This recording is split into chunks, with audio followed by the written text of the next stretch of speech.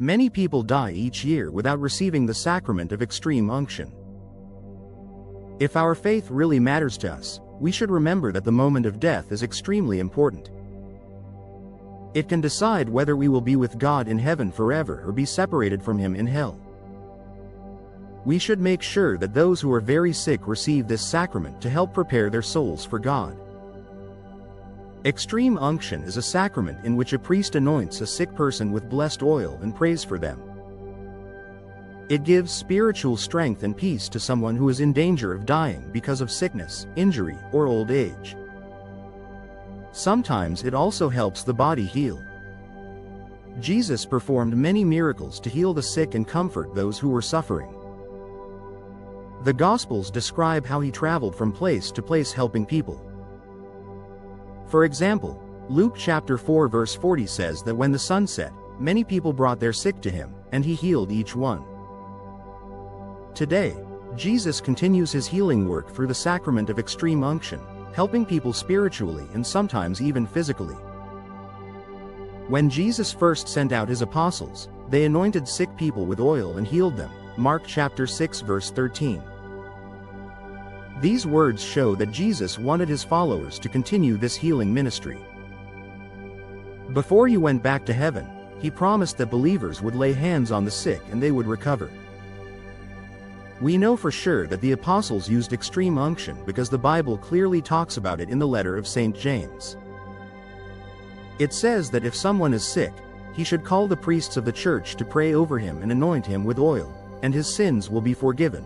James chapter 5 verses 14 to 15. The visible sign of the sacrament is the anointing with blessed oil while the priest says special prayers. The priest usually anoints the person's eyes, ears, nose, lips, hands, and feet with the oil in the shape of a cross. If necessary, he may only anoint the forehead and shorten the prayer. Extreme unction can only be given by a priest.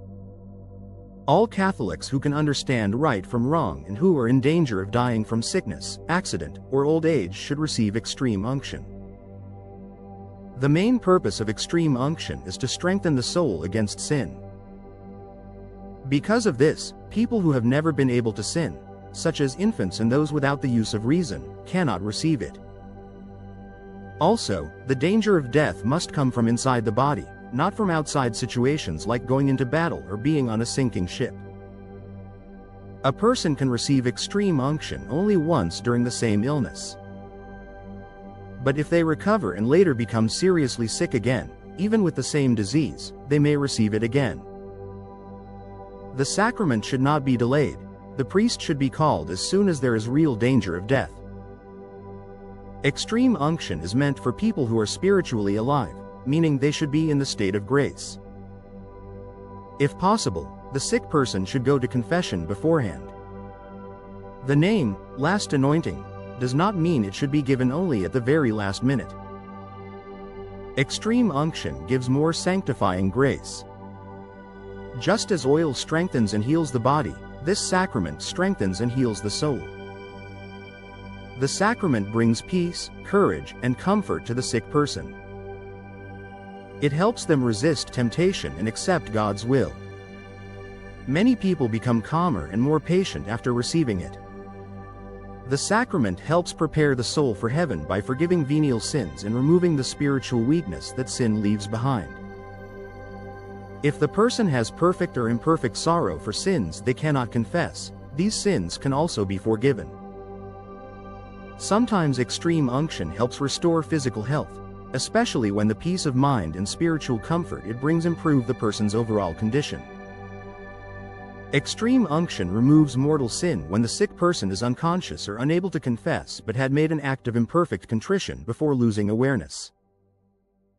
An unconscious person may receive the sacrament. If he had sorrow for his sins before becoming unconscious, the sacrament will restore him to God's grace. But if he recovers, he must confess these sins later.